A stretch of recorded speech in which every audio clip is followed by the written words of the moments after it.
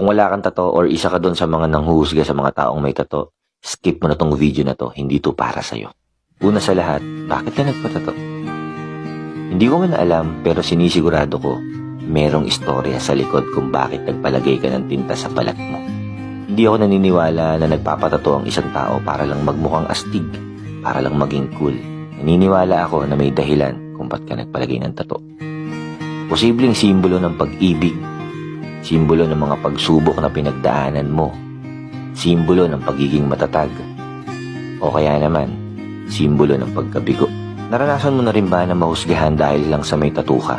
Yung tipong hindi ka matanggap sa trabaho na kaya mo namang gampanan at maaaring mas magaling ka pa nga dun sa ibang tao, pero hindi ka matanggap-tanggap dahil lang sa tattoo mo.